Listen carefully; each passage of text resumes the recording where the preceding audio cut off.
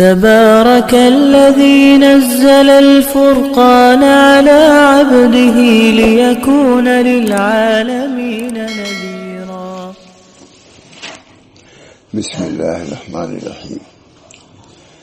نحمده ونصلي على رسوله الكريم وعلى آله وأصحابه أجمعين برحمتك يا أرحم الراحمين. خیال ہوا کہ اس کتاب کے آخر کا کچھ حصہ سناؤں. ابھی ذہن میں جو بات آتی ہے تو میں نے کہا کہ سنا دوں، انشاءاللہ مفید ہوگا. کل جو کتاب سنائی گئی الحمدللہ اس کا بہت اثر رہا. اللہ تعالی قبول فرمائے اور ان اکابر کی تعلیمات پر عمل کرنے کی ہم سب کو توفیق فرمائے.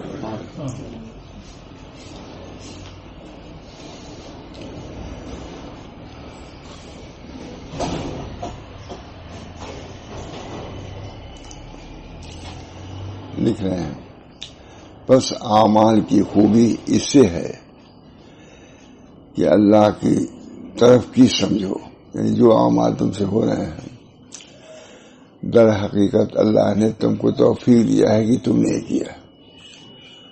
جب ذہن میں یہ بات رہے گی تو عجب نہیں ہوگا، بندار نہیں ہوگا.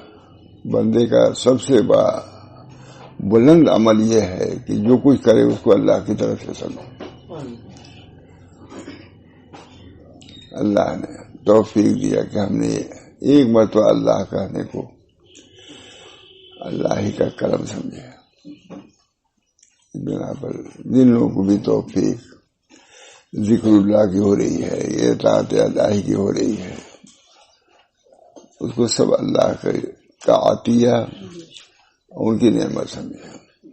اسی کو کہہ رہے ہیں لا تشریح کی ضرورت نہیں، بہت عمدہ مضمون ہے الحمدللہ. ابھی نکل آیا تو سنا رہا ہوں. بس اعمال کی خوبی اس سے ہے کہ اس کو اللہ کی طرف سے سمجھو، اور وہی ہے اللہ کے ساتھ جو اللہ کی طرف سے سمجھے، اللہ کے ساتھ ہوا ہے.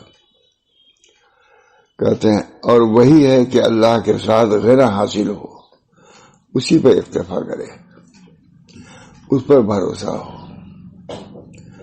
اسی سے حاجت پیش کرے اور اسی کے روبرو ہمیشہ رہے. یہ ہے کمال، یہ نسبت احسان. نسبت احسان کا تعلق ہم لوگوں نے سمجھا کہ صرف نماز سے ہے. ان تعبد اللہ کانک تراہ، یہ ہے. لکھا جب کتاب الاذکار پڑھا رہے تھے حضرت ہم کو، تو اس میں لکھا کہ تلاوت میں یہ استحضار کرو کہ اللہ اس کو دیکھ رہا ہے. اللہ تو فرمایا دیکھو جی، اب دیکھو حضرت کی بات پر کہ ہم لوگ سمجھتے تھے کہ احسان کا تعلق صرف نماز سے ہی، تو تلاوت سے بھی ہے. یعنی تلاوت میں بھی سمجھو کہ اللہ ہم کو دیکھ رہا ہے. ہم تعبد اللہ کرنے کا طرح ہم تلاوت کریں، اللہ دیکھ رہا ہے، سن رہا ہے. یہی تو احسان ہے. تو واقعی ہم لوگ ہم تعبد اللہ کرنے کا طرح یہی کہ نماز کے ساتھ یہ خاص ہے، لیکن نہیں. تلاوت بڑے تعجب سے کہا پڑھاتے وقت، یہ دیکھو تلاوت سے بھی ہے. دیکھ رہا ہوں مضمون، بہت دنوں کی بات ہے. حضرت مولانا عبداللہ صاحب نے لکھا ہے، ڈاکٹر عبداللہ صاحب نے، کہ احسان کا تعلق ہر عمل سے ہے. کہا اگر تم باہر سے آئے، تمہارا نواسا ہے یا تمہارا پوتا ہے، اس کو تم نے اٹھا لیا، گود میں لے لیا اور اس کو چوما جاتا ہے، لکھا ہوا ہے. اس استحضار کے ساتھ کہ اللہ نے فرمایا کہ بچوں کے ساتھ ہم کا معاملہ کرو، یہی احسان ہے. نہیں، احسان کا تعلق صرف نماز سے نہیں، صرف تلاوت سے نہیں، بلکہ ہر عمل کے ساتھ ہے کہ اللہ نے یہ فرمایا ہے. ہمارے حضرت بیان کیا تھا، فرماتے تھے دیکھو سب لوگ حضور اقدس صلی اللہ علیہ وسلم کی زیارت کو چاہتے ہیں، لیکن وہ سب زیارت کیا منامی زیارت ہے، کہا وہ اپنے بس میں نہیں ہے. حضور صلی اللہ علیہ وسلم کی زیارت تمہیں چاہے تو زیارت ہو جائے نوم میں، خواب میں. یہ ایک زیارت عمومی ہے کہ ہر سنت کے وقت یہ خیال رکھو، ہر عمل کے وقت یہ حضور اکرم صلی اللہ علیہ وسلم سنت ہے، یہ زیارت روحانی ہے. ماشاء اللہ. انہوں نے احسان کے متعلق کہا، ڈاکٹر عبدالعلی صاحب نے، ہمارے حضرت نے زیارت رسول کے متعلق فرمایا بہت، کہ وہ زیارت جو منامی ہے خواب میں، وہ آپ کے بس میں نہیں ہے. لیکن یہ ہر وقت اللہ نے فرمایا کہ ہر وقت یہ تصور کرو کہ ہم کو تو اس طرح لیٹنا چاہیے، اس طرح بیٹھنا چاہیے، اس طرح کھانا چاہیے، اس طرح پینا چاہیے. یہ زیارت روحانی ہے اور حقیقی زیارت یہی ہے. دین آسان ہے، اور سب سے مشکل نسبت احسانی کو سمجھتے ہیں، اس کو ان بزرگوں نے آسان کر دیا.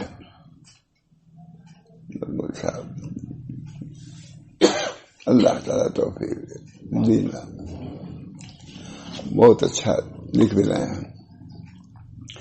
اعمال کی خوبی اس سے ہے، اعمال کی خوبی اس سے ہے کہ اللہ کی طرف سے سمجھو. اعمال کے اندر خوبی کہ اللہ نے دیا ہے تو اس کی برکت اب آ جائے گی، اور وہی ہے اللہ کے ساتھ، اور وہی ہے کہ اللہ کے ساتھ غنا حاصل ہو. اللہ لکھ رہے ہیں اسی پہ اکتفا کرو، اسی پہ بھروسہ کرو، یہ بہت بڑی ہے. اسی سے حاجت پیش کرے، غنا اسی سے طلب کرو، وہ غنی ہے تو غنا بھی انہی سے طلب کرو، اس پر بھروسہ ہو، اسی سے حاجت پیش کرے، اسی کے روبرو ہمیشہ رہے. اللہ دیکھ رہا ہے. یہ سب صبرے اسی کے ہیں کہ اللہ کی طرف سے سب، اللہ کی طرف کی سمجھ ہوگی تھی سب آثار. اور ورع کو اپنے نفس میں اور صاحب سے زیادہ ڈھونڈا کر کہ ورع ہو، پاس آئی، اور مخلوق سے اعتماد رکھنے سے پاک ہو. یہ طریقہ کوئی مشکل نہیں. اللہ تعالیٰ توفیق دے، کچھ مشکل نہیں. اور ورع کو اپنے نفس میں اور اوصاف سے زیادہ ڈھونڈا کر، اور اوصاف سے حضرتانی کی ترجمہ ہے، اور مخلوق سے اعتماد رکھنے سے پاک رہو. کیونکہ طعم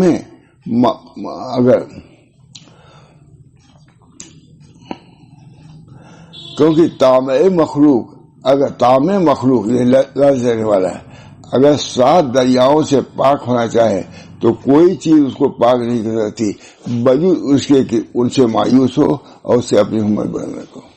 تما جب آ گیا اللہ کو تو اتنی گندگی ہے کہ 7 سمندر دھو گئی جا پاک نہیں ہوگا.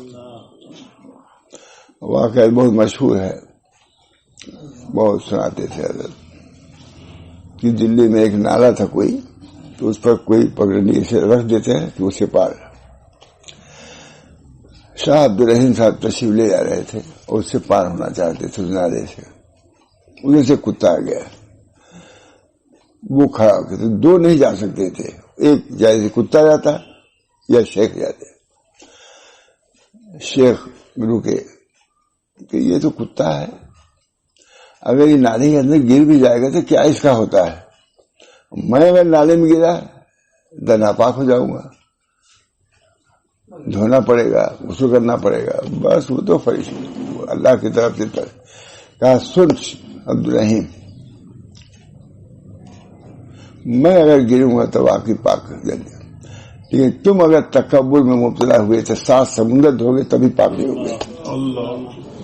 مجھ سے اگر تم نے بہتر سمجھا اپنے کو تو طریقے اہم چیزوں میں سے ہے کہ تم گھر سے نکلو تو کسی کو اپنے سے کمتر نہ سمجھنا، مگر سب سے کمتر. لکھا کتابوں میں ہے،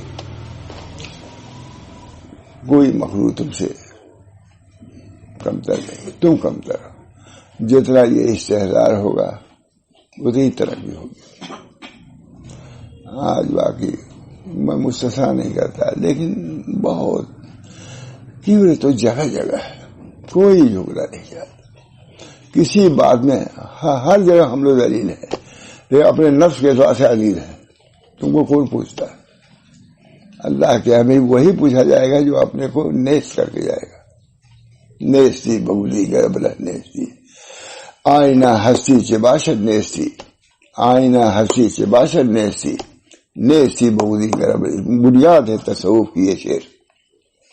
آئینہ ہستی سے باشر نیسی بغضی گرب رہا. نیسی اگر بیوقوف نہیں ہو اللہ کے سامنے تمہاری کیا حقیقت ہے. ایک معمولی آدمی بھی کوئی تواضع بات مقابلے میں نہیں کہتا. بب بات کری تم کیا ہو، اور اس کو بہت سمجھتے ہیں کہ یہ خود ہی ہے اور یہ کچھ نہیں ہے. خدا کے ساتھ خود ہی مت آؤ. خدا اور خود ہی جمع نہیں ہو سکتی. خدا اور ہوا جمع نہیں ہو سکتا.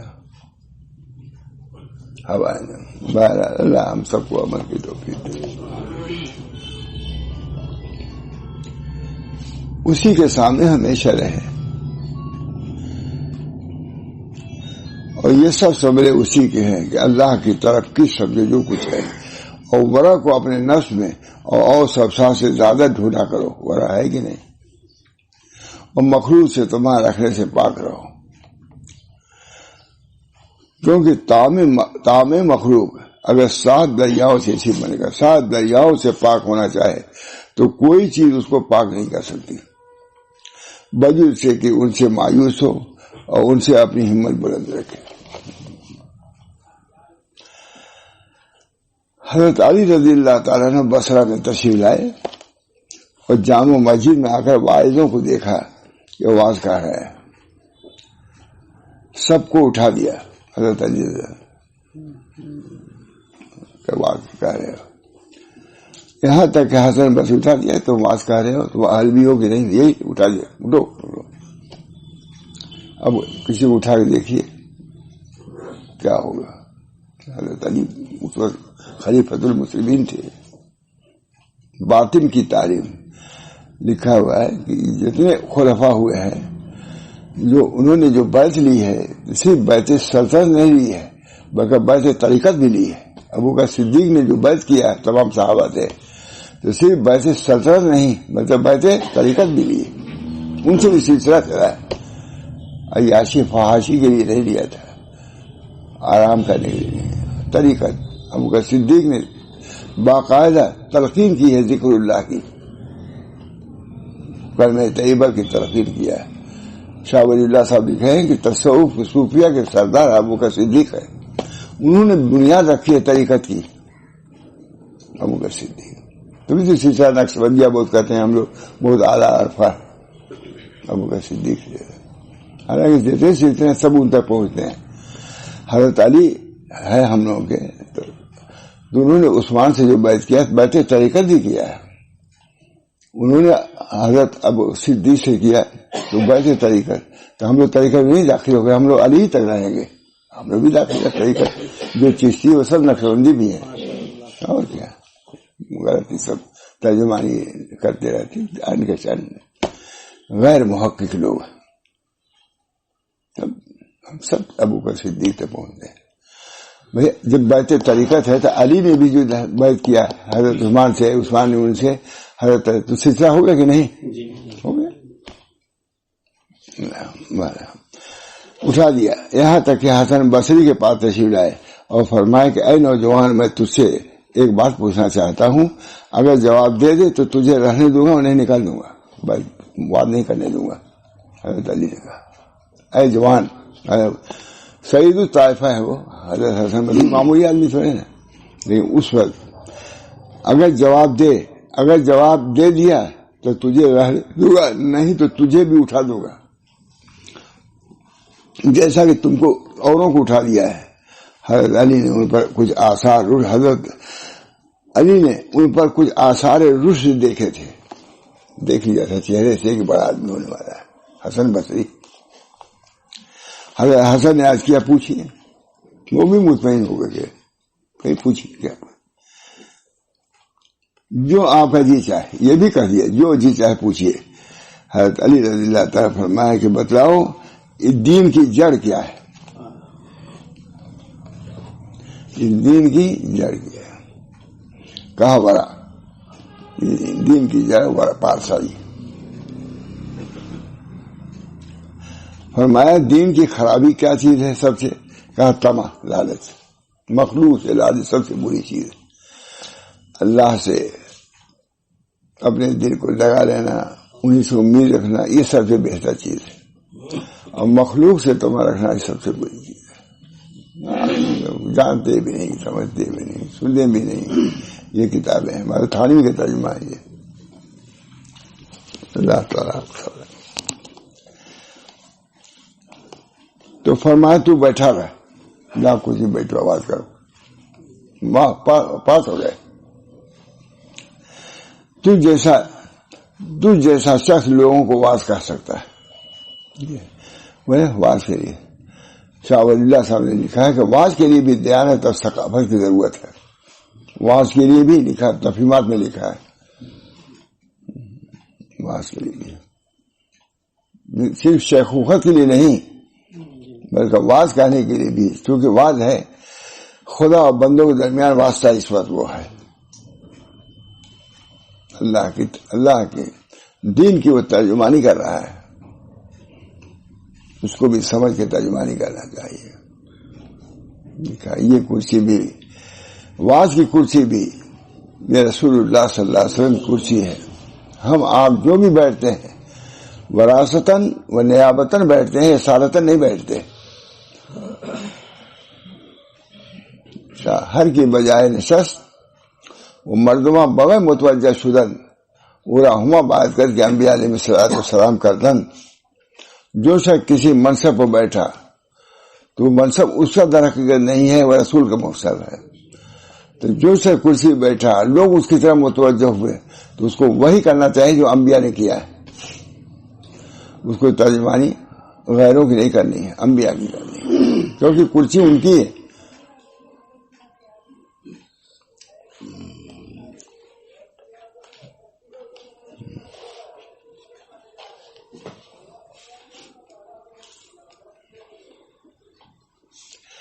میں نے اپنے شیخ ابو العباس رحم اللہ سے سنا ہے، فرماتے تھے کہ میں اوائل زمانے میں حدود اسکندریہ میں تھا، ملک کسی شناسا کے پاس جا کر کوئی چیز آدھے درہم کو خریدی، وہاں جا کر کے آدھے درہم میں کوئی چیز خریدی۔ پھر میں نے دین کی سلامتی اس کے کہتے ہیں خریدی۔ پھر میں نے اپنے دل میں کہا شاید یہ شاید مجھ سے دام نہ لے، دل میں آ گئی بات کہ مجھ کو دیکھو کر کے گدری پہنے ہیں، شاید ہم کر دے کچھ، بہت دیکھا بارہ میں۔ پھر میں نے اپنے دل میں کہا کہ شاید یہ شاید مجھ سے دام نہ لے۔ اسی وقت ایک حاتم نے آواز دی کہ دین کی سلامت اس میں ہے کہ مخلوق سے تمنا رکھو۔ ہوتا ہے خیر کہ سر ہم سے اب کپڑا خریدے گئے، یہ گئے، دیر میں کتنا آیا تھا کہ شادی نرم کر دے، کچھ سستا کر دے، ہوتا کہ نہیں؟ ایک خیال ہے کہ شاید کہ کچھ ہمارے ساتھ نرمی کرے اور کچھ معاف کر دے۔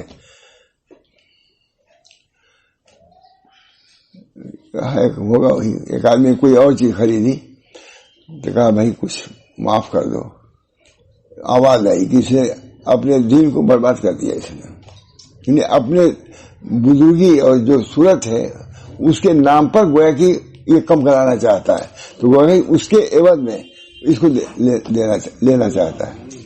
یہ دیکھیے یہ ہے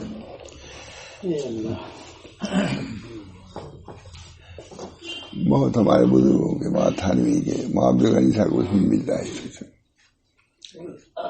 اوائل زمانے میں دل میں شاید یہ شاید مجھ سے دام نہ لے۔ اسی وقت حاتم نے آواز دی کہ دین کی سلامتی اسی میں ہے کہ مخلوق سے تما نہ رکھی جائے۔ آواز بلند غیب سے آواز آئی، اور میں نے ان سے سنا کہ تما والا کبھی سیر نہیں ہوتا۔ تما کے حرفوں کو دیکھو، سب خالی ہیں، تو خالی میم خالی آئے۔ سو اے مرید، تجھ کو لازم ہے کہ مخلوق سے اپنی ہمت کو بلند رکھو۔ یہ عقیدی ہے مضمون سے۔ سو اے مرید، بہت بڑے آدمی لکھ رہے ہیں، شیخ ابن عطا اسکندری، انہی کی کتاب بات ترجمہ ہے جو شیخ الحدیث صاحب کو وہاں سنائی جاتی تھی۔ سو اے مرید تجھ کو لازم ہے کہ مخلوق سے اپنی ہمت کو بلند رکھ اور مقدمے رزق میں ان کے سامنے درخواست مت پیش کر،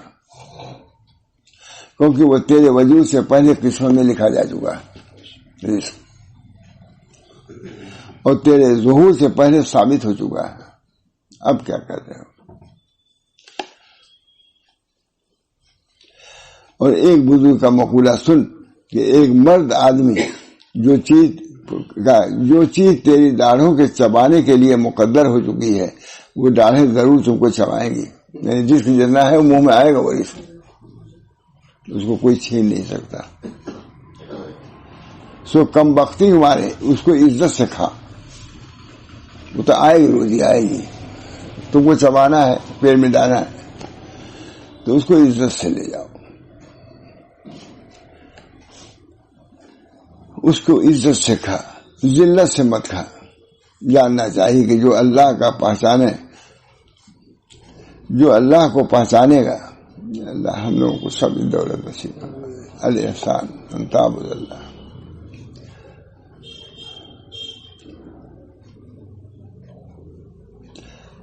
جاننا چاہیے کہ جو اللہ کو پہچانے گا اس کی ضمانت اور کفالت کو وثوق رکھے گا، اور جب تک کہ اللہ کے پاس کی چیز پر اس سے زیادہ بھروسہ نہ ہو جتنا اپنے پاس کی چیز پر ہوتا ہے، اور تعالیٰ کی ذمہ داری پر اس سے زیادہ وثوق نہ ہو جتنا مخلوق کی ذمہ داری پر ہوتا ہے، اس وقت بندے کی سمجھ کامل نہیں ہوتی۔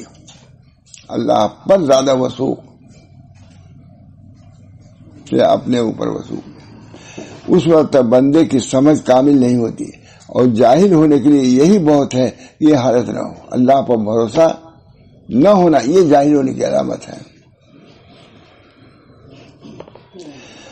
کسی شخص نے ایک آدمی کا جو کہ عارف تھا دیکھا، اور کسی شخص نے ایک آدمی کو جو کہ عارف تھا دیکھا کہ ہر وقت جامع مسجد میں رہتا ہے، باہر نہیں جاتا۔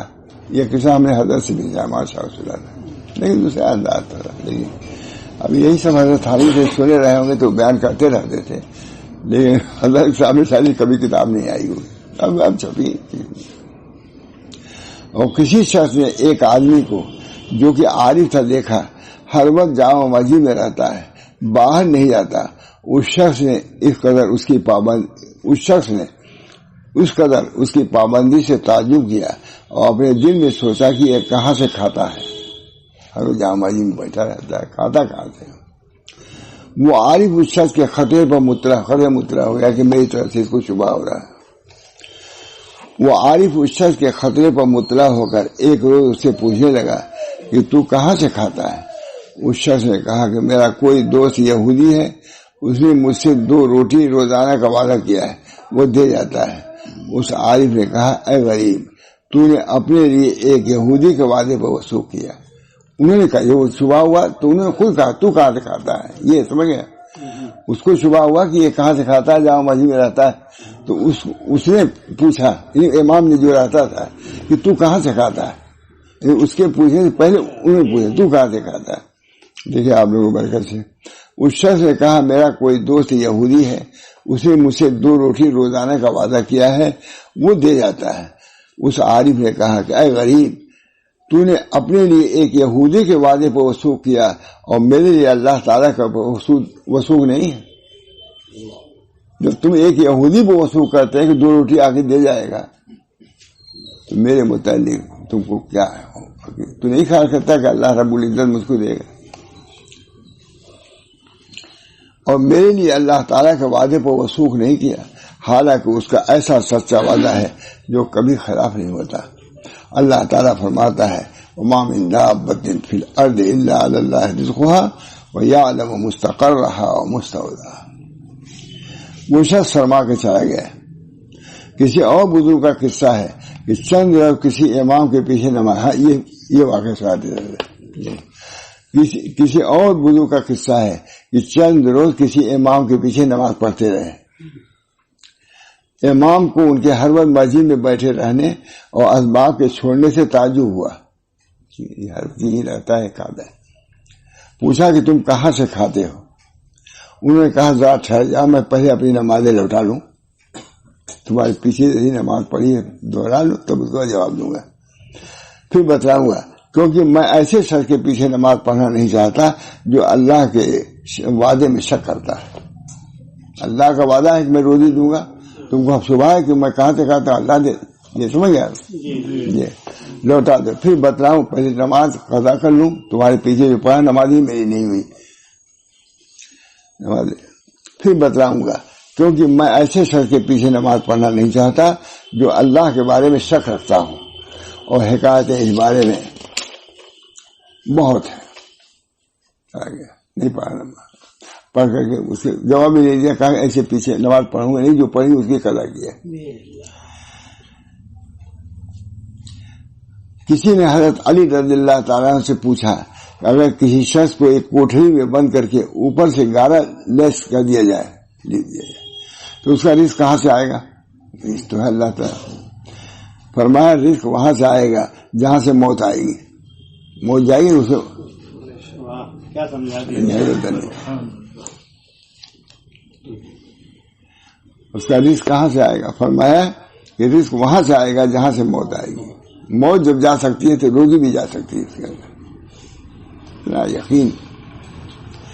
اس حجت کو دیکھا، فرما رہے ہیں مصنف، اس حجت کو دیکھا کیسی روشن ہے، اور یہ دلیل کیسی واضح ہے۔ اور یہ جو شیخ نے کہا کہ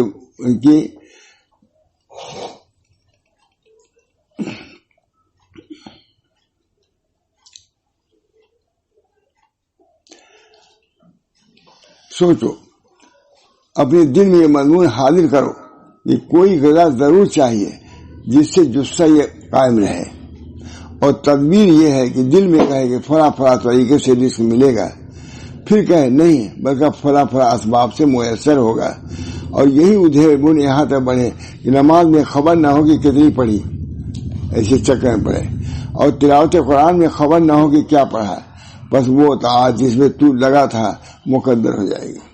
جب اسی میں فکر میں رہے نماز میں بھی تو کیا نماز پڑھی تم نے، اور اس کے انوار سے تو بے نصیب ہو جائے گا، نماز کے انوار، تلاوت کے انوار سے محروم ہو جائے گا، اور اس کے اسرار، اس کے حکم سے محروم ہو جائے گا۔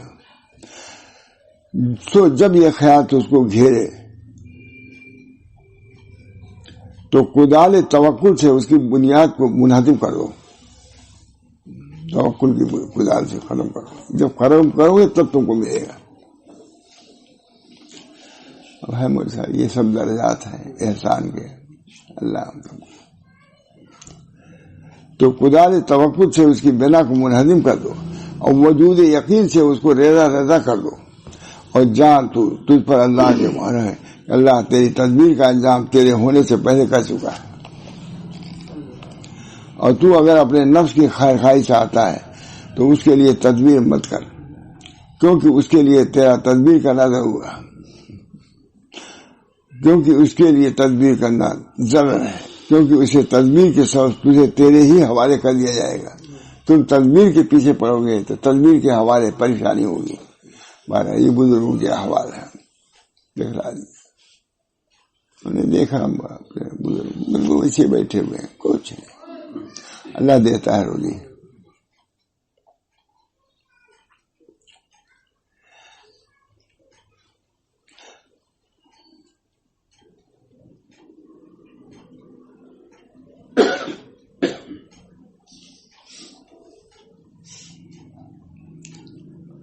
فرمایا اللہ تعالیٰ نے وَكَانَ حَقًّا عَلَيْنَا نَصْرُ الْمُؤْمِنِينَ، ہم جو مسلمان ایسا کرے گا تو ہم مسلمانوں کی مدد، مومنین کی مدد کریں گے۔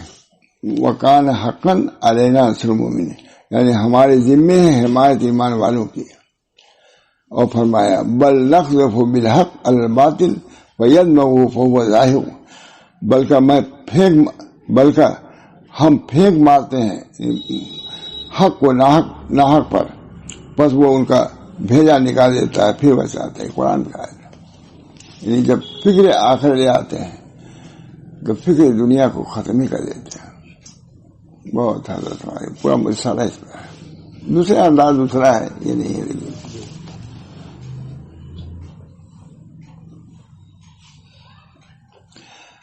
اور یہ جو شیخ نے کہا کہ بعد حصول کے حرص و بخل سے بچا، سو یہ دونوں عوارض بعد حصول کے ہیں، اور یہ دونوں ذوف یقین و بے اطمینانی سے پیدا ہوتے ہیں، اس میں حرص و بخل واقع ہوتے ہیں۔ حق تعالیٰ نے اپنے کلام میں فرمایا من یوق شح نفسہ فاولئک هم المفلحون، شو سے قرآن کہہ رہا ہے یہ جو شخص حرص سے محفوظ رہا ایسے ہی لوگ فلاح پانے والے ہیں۔ من یوق شح نفسہ فاولئک هم المفلحون، مجھے کم سے کم جانے تب تو اللہ ہی سے دعا کرے گا کہ اللہ تعالیٰ حرص سے تما سے ہم کو محفوظ رکھے، جانتے ہی نہیں تو نہ پناہ مانگے گا نہ دعا کرے گا۔ یہ کتابیں ابھارنے والی ہیں، حق پر طریق پر چلانے والی ہیں کتابیں۔ وَمَن یُوقَ شُحَّ نَفْسِهِ فَأُولَٰئِکَ هُمُ، یہ خدا کہہ رہا ہے جو شخص حرص سے محفوظ رہا ایسے ہی لوگ فلاح پانے والے ہیں۔ یہ بھی ہے اس کتاب میں، اس کو لیا ہوا ہے اس کتاب میں شح کو بھی۔ وَمَن یُوقَ شُحَّ نَفْسِهِ، یعنی جو شخص حرص سے محفوظ رہا ایسے ہی لوگ فلاح پانے والے ہیں۔ اس سے مفہوم ہوا کہ صاحب شح کو فلاح نہیں، صاحب حرص یعنی اس کو نور نہیں، اور فلاح نور کو کہتے ہیں۔ اللہ تعالیٰ منافقین کے بارے میں فرمایا اولئک هم یؤمنون فحبط اللہ اعمالهم، یعنی وہ لوگ مال پر حریص ہیں جو نے ایمان نہیں لائے، بس عکارت کر دی اللہ نے ان کے کام۔ سب وعید بھی ہے۔ ومن یبخل فانما یبخل عن نفسہ، یعنی جو بخل کرتا ہے وہ حقیقت میں اپنے سے بخل کرتا ہے۔ بہرحال اس طریقے سے بہت سی باتیں لکھتے ہی چلے جا رہے ہیں، شو اور بخل ذرا سا ہو رہا ہے۔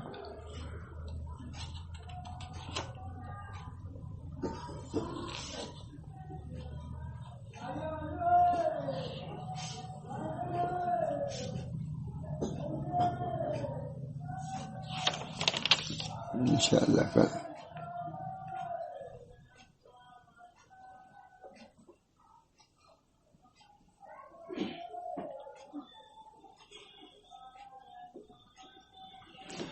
نوافل کے بارے میں سنا دیتا ہوں۔ جان تو مضمون ختم ہو گیا، دوسرا پڑھنا ہے۔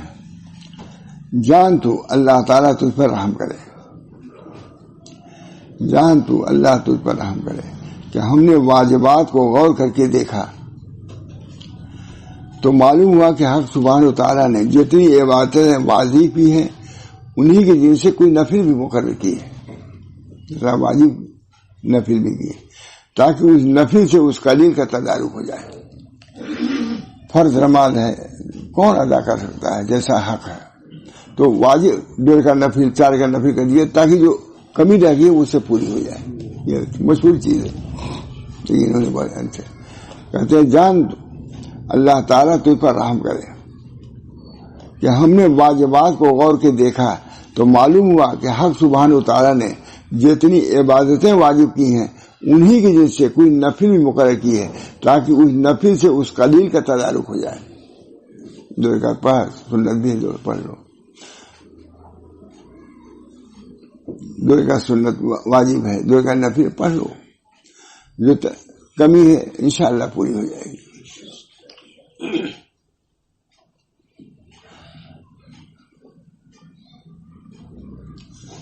جو ارادے واجب میں مکلف، جو ارادے واجب میں مکلف ہو، اسی طرح حدیث میں آیا ہے کہ اول بندے کو فرض نماز کو دیکھا جائے گا، اگر اس میں کوئی نقصان ہوا تو نوافل سے اس کی تکمیل کر دی جائے گی۔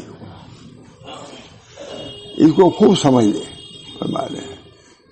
اب 2 رکعت نفل کی کچھ اہمیت ہو جائے گی نہیں،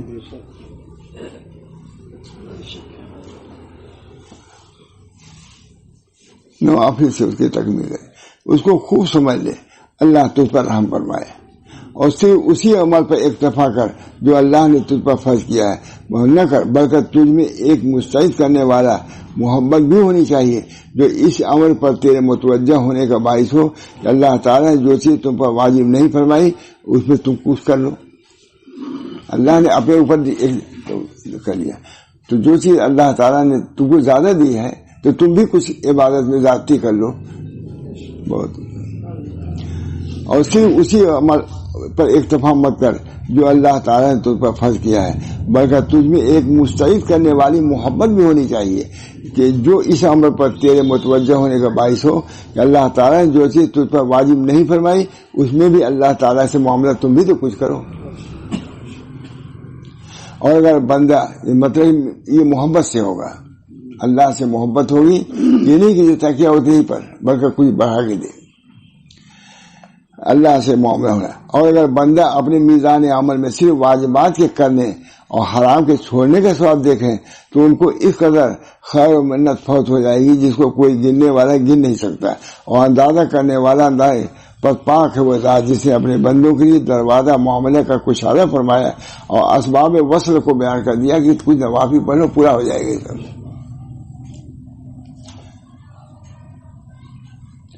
اور جاننا چاہیے کہ حق تعالیٰ کو معلوم ہے کہ میرے بندوں میں کم ہمت بہت ہے، اور ہمت والے بھی کہتے ہیں میرے بندوں میں کم ہمت والے بھی ہیں اور ہمت والے بھی ہیں۔ اسے واجبات کو واجب کیا اور حرام کو بیان کیا۔ جو کم ہمت تھے انہوں نے صرف ادائے واجبات اور تارک کے محرمات پر بچ کیا، اور ان کے دلوں میں غلب محبت اور شفقت نہیں ہے جو ان کو باعث ہو کہ بدون واجب کیے بھی کچھ معاملہ کریں۔ سو ان کی مثال ایسے غلام کسی ہے جس کا حال مالک کو معلوم ہے کہ اگر اس پر خراج مقرر نہ کروں گا یہ کچھ نہیں لائے گا، یہ فرض کیا تاکہ فرض تو ادا کریے، ایسا ہے۔ اسی بات سے حق تعالیٰ نے اورات کو موقت فرمایا اور اعمال عبودیت کو مؤخر کیا، اور طلوع و غروب و زوال اور سائے کے برابر ہونے سے نماز کے اوقات بتلائے، اور نقد اور تجارت اور معاشی میں جو مال بڑھتا ہے اس میں سال گزار مقرر کیا، اور کھیتی میں پیداوار اس بات حق ہوئی اور وہاں شادی اتنے ہی تو کر لے بہت ہے، یعنی یہ نہیں کہ سب پر کر دیا۔ تو معلوم ہے کہ اللہ تعالیٰ نے جو ہم پر اعمال مقرر کیے ہیں ہمارے سہولت کے لیے کہ اتنا تو کر لے گا، اور اگر اس سے زیادہ کر لے محمد ظاہر ہے کہ حدیث میں آتا ہے کہ بندہ فرائض سے قرب حاصل کرتا ہے آتا ہے، بہت مشہور حدیث ہے، قرب فرائض، پھر اس کا نوافل سے قرب حاصل کرتا ہے، یہاں تک وہ اس مقام پر پہنچ جاتا ہے کہ میں اس کی زبان ہوتا ہوں، میری زبان سے وہ بولتا ہے۔ لیکن نوافل، قرب فرائض اور قرب نوافل جب جمع ہوتے ہیں تو یہ درجہ اس کو ملتا ہے، قرب فرائض۔ صرف نوافل اگر کوئی ادا کرے فرائض کو کچھ نہیں ملے گا، وہ قرب نوافل اسی صورت بڑی بہت طویل بھاشا ہے کہ 50 صفحے میں پڑھا ہے جو آیا، قرب فرائض قرب نوافل بہت بات کیا ہے۔ معلوم کہ حضرت نے فرمایا کہ بھئی قرب اگر نوافل تمہارے پاس ہے، قرب فرائض اگر نہیں ہے تو کچھ نہیں ملے گا، اور قرب فرائض کے بعد قرب نوافل کا درجہ اسی صورت میں ہے جب فرائض تم ادا کرو گے۔ اس پر ثابت کیا یہ کہ بہت سے لوگ کہتے ہیں ہم یہ پڑھتے نہیں، فرائض کو پڑھنا تمہارے ضروری۔ پر اللہ تعالیٰ ہم سب لوگوں کو دے رہی ہے، اللہ تعالیٰ ہم سب لوگوں کو طریق کو سمجھنے کی اخلاقیات کی طرف سے بھی اور وظائف کے طریقے سے بھی، باطنی کیفیات کے اعتبار سے بھی اللہ تعالیٰ ہم سب لوگوں کو اعتدال پر رکھے، اور وہ قلب دے جو اللہ کا پسندیدہ ہو، وہ قلب وہی جس میں اللہ کی محبت ہو، اللہ کا تعلق نسبت ہو، اس کی کوشش ہم سب کو۔